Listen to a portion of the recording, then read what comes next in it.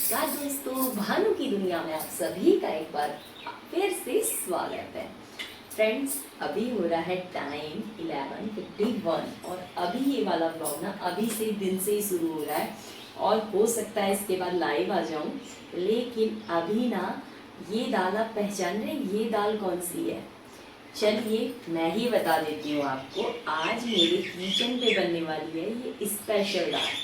ये तो हम उत्तराखंडियों की ना स्पेशल दाल है, भटकी दाल। और ये है भटकी बहन कह लीजिए या भाई कह लीजिए, सोयाबीन। तो चलिए इसको बनाने वाली हूँ मैं। ये भिगा दी थी मैंने, लेकिन इसके साथ और दालें भी मिक्स करेंगे। तो फ्रेंड्स, ये दाल तो मैंने धो ली है बढ़िया तरीके से। अब ले लेंगे एक बोल और बोल पे डालेंगे थोड़ी सी दाल। सबसे मेन मेरे किचन पे ज़्यादा आप देखेंगे तुअर की दाल, इसको तो भूल ही नहीं सकती। इसको डालूंगी और साथ में ना कोई भी खाने को तैयार नहीं होता है, लेकिन फिर भी मैं सबको खिलाती हूँ प्रोटीन से भरपूर। वैसे सारी ही दालों में प्रोटीन होता है, लेकिन ये सबसे हाईएस्ट नंबर पे आती है मूंग दाल। तो धुली हुई मूंग दाल डाल देती हूँ तो किसी को कुछ पता ही नहीं लगता है, बस थोड़ा सा कहते हैं टेस्ट ऐसा हो गया वैसा हो गया। तो इतना सुनता कौन है, लेकिन जैसा बनाना है मैं अपने ही हिसाब का बनाऊंगी। थोड़ी सी दाल और डाल लेती हूँ, कहीं दाल कम ना पड़ जाए।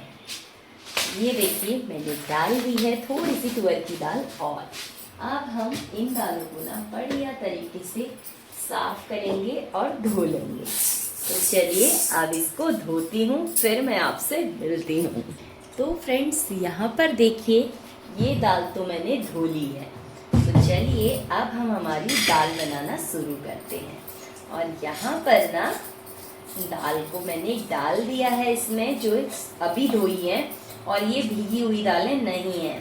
और जो पहले मैंने आपको दाल दिखाई ना, ये वाली भीगी हुई दाल है, क्योंकि इस दाल को ना बिना भिगाए बनाने लगेंगे तो ये पकने में टाइम थोड़ा ज़्यादा लेगी।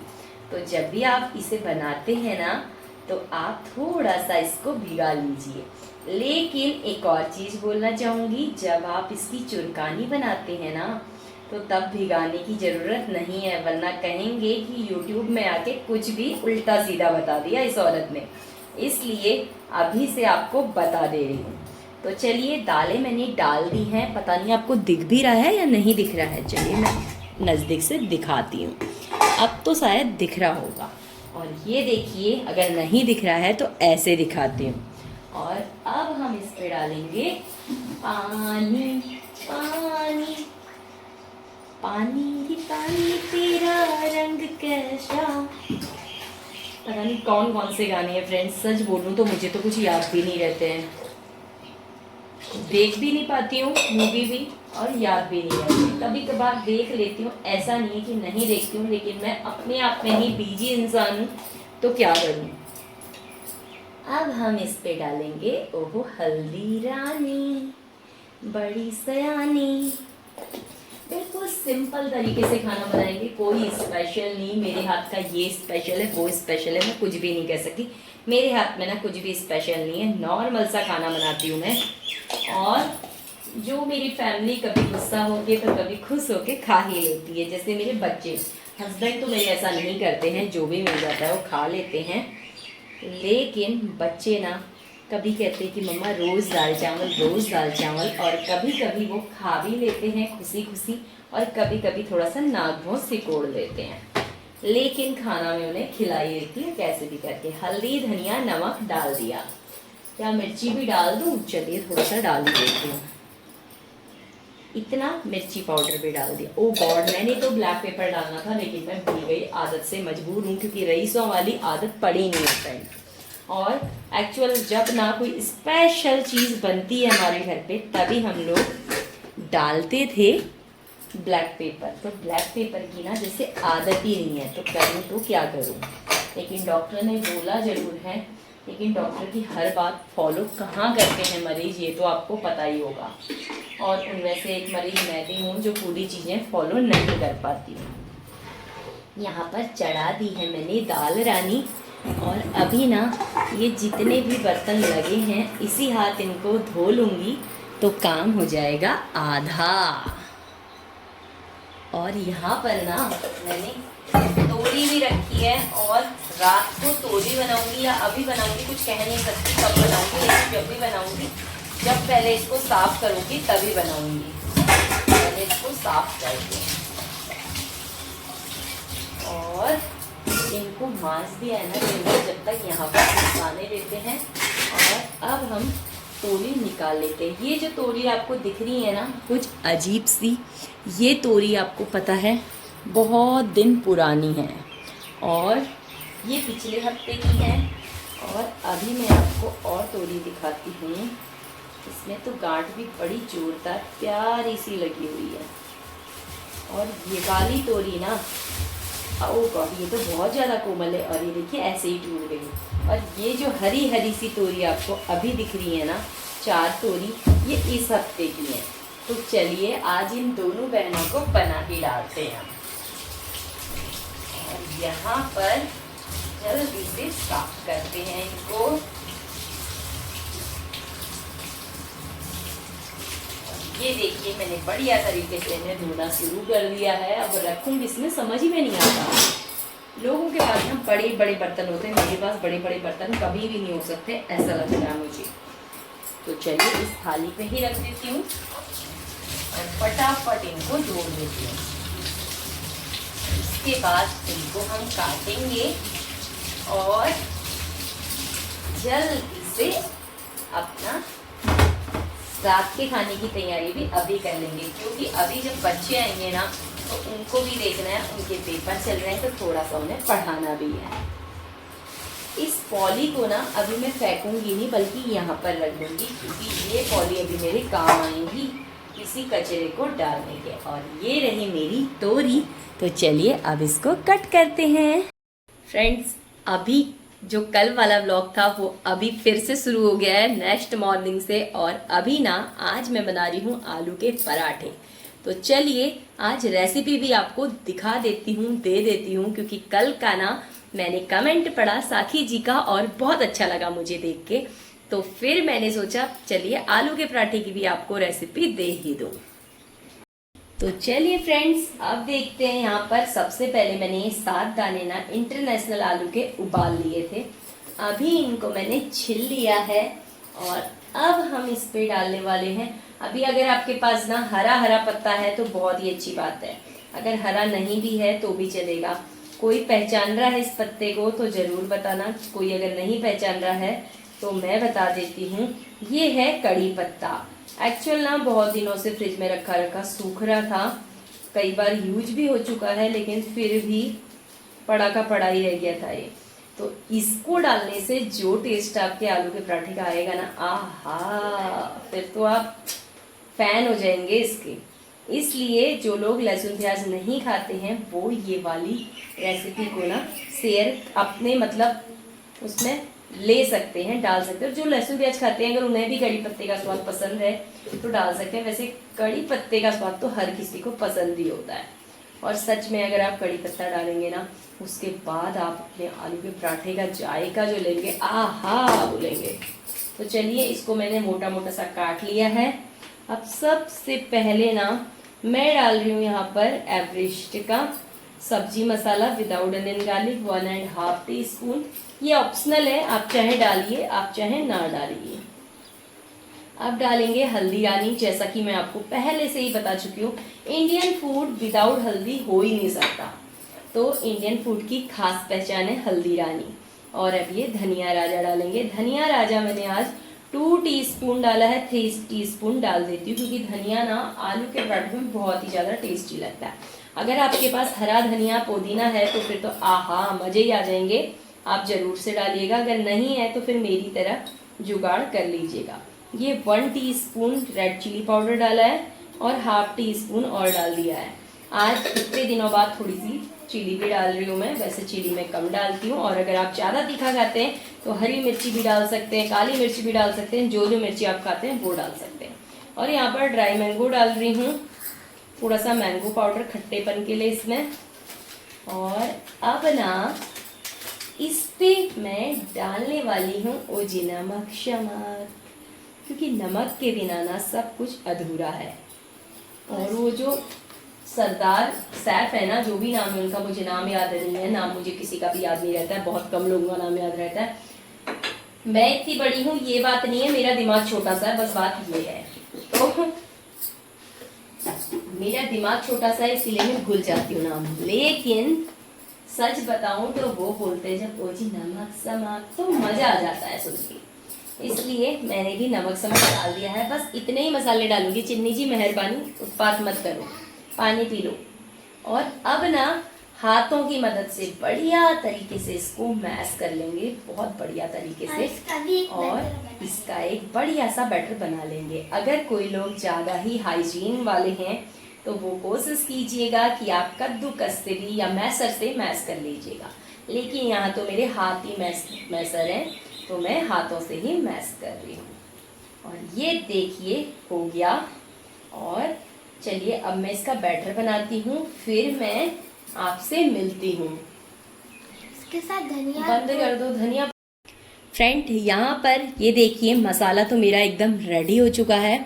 चलिए अब कैसे फीलिंग भरनी है हमें आलू की आटे पे, क्योंकि सबसे मेन प्रोसेस वही होता है आलू के पराठे का। और आटा मैंने पहले से ही लगाया था। आटे की रेसिपी आई थिंक मुझे देने की ज़रूरत नहीं है। आटा देखिए बिल्कुल सॉफ्ट सा गूंदना है, रोटी से थोड़ा सा ढीला गूंदना है। जो हम रोटी का आटा लगाते हैं ना उससे थोड़ा सा ढीला। और ये देखिए रोटी से थोड़ी सी बड़ी लोई लेनी है और ऐसे करके पेड़ा बना लेना है। आटे पे मैंने थोड़ा सा अजवाइन डाला है और थोड़ा सा नमक डाला है, ऑप्शनल है, आप चाहें तो सादा आटे का भी बना सकते हैं, लेकिन अजवाइन डालने से थोड़ा सा पच जाता है जिसको भी प्रॉब्लम होती है। और ये देखिए मैंने 2 उंगलियों में और हाथ में सूखा आटा लगा लिया है। और अब ना हम कुछ इस तरीके से कटोरी बना लेंगे इसकी।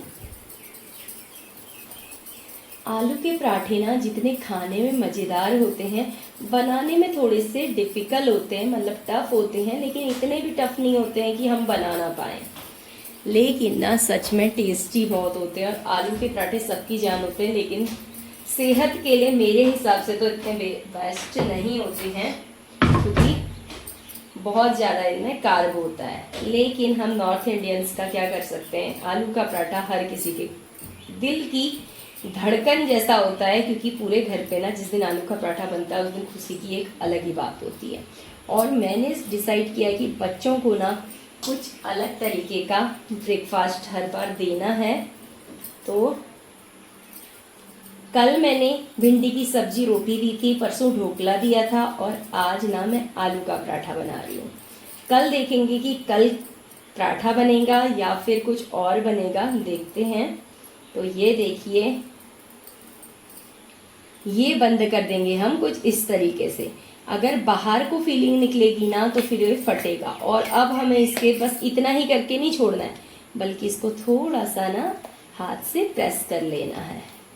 और ये देखिए अभी मैंने इसे हाथ से प्रेस कर दिया और ये आलू का पराठा का पहला लोई बनके रेडी हो चुका है। तो चलिए अभी मैं काफ़ी और भी लोइयाँ बनाती हूँ, लेकिन पहले इसको रखने का जुगाड़ देख लेती हूँ, क्योंकि ना इसको रखने के लिए मुझे थोड़ा सा इसके नीचे ऑयल लगाना पड़ेगा, वरना ये चिपक जाएगा। अगर मैंने अभी से आटा सूखा लगा दिया ना तो फिर वो कुछ अजीब सा लगेगा, इसलिए मैंने इसको ऑयल लगा के रख दिया है।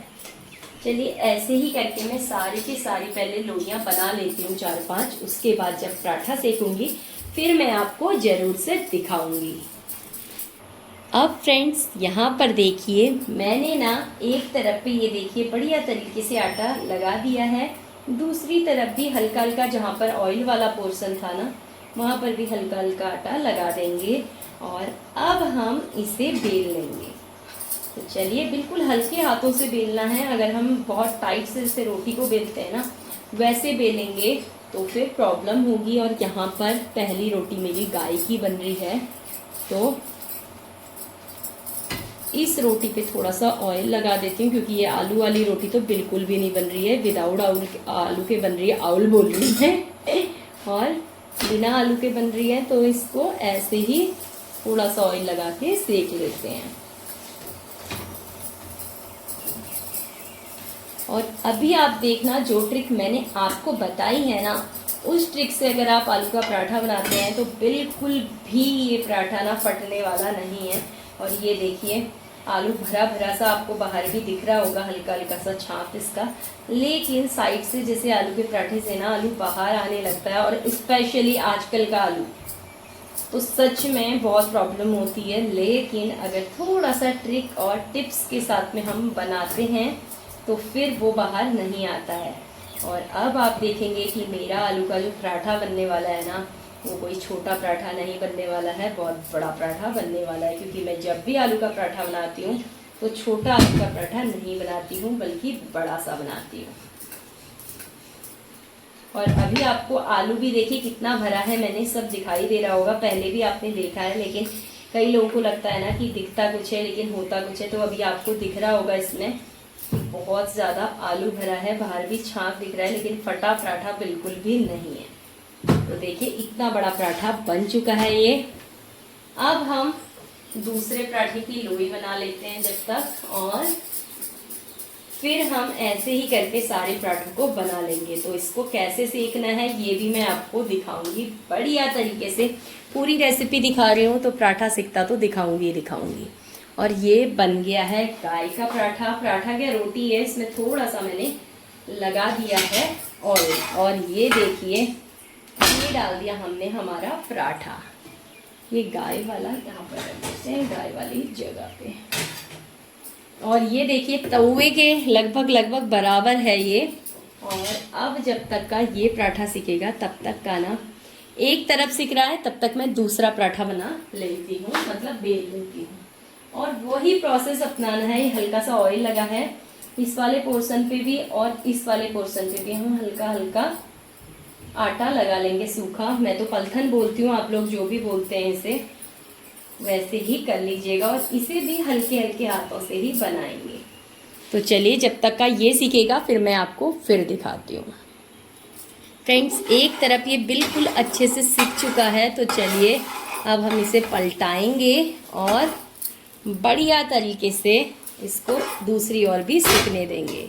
और ये देखिए थोड़ा सा ना, जैसे मैंने निकाला तो थोड़ा सा बीच से छिल गया है, लेकिन पराठा एकदम देखिए करारा सा बढ़िया सा बना है। अब इसमें आप चाहें तो बटर लगाइए, आप चाहें तो घी लगाइए, आप चाहें तो आप इस पे ऑयल लगा दीजिए जैसे मैं लगा रही हूँ। और मैं यहाँ पर मस्टर्ड ऑयल का यूज कर रही हूँ, आप जो ऑयल खाते हैं वो आप लगा सकते हैं। या अगर आप लोग घी लगाना चाहें तो घी लगा के तो आहा हो जाता है, लेकिन इतना घी आजकल मिलता नहीं है। तो ये देखिए अभी मैंने कर दिया है, और अब दूसरी ओर भी हम पलटा लेते हैं।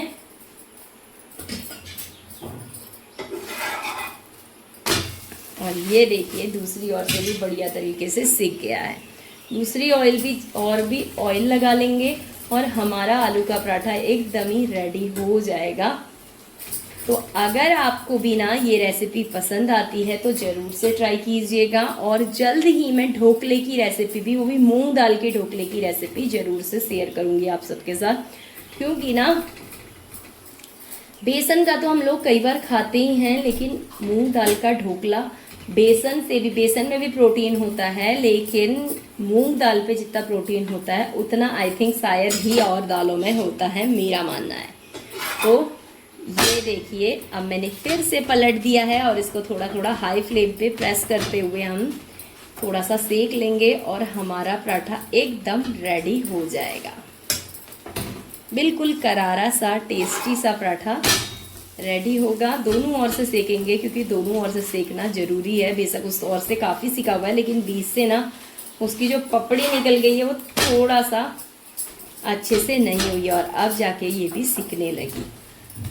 तो ये देखिए मेरा आलू का पराठा एकदम रेडी है। अब सारे पराठे बनाती हूँ, फिर मैं आपसे मिलती हूँ।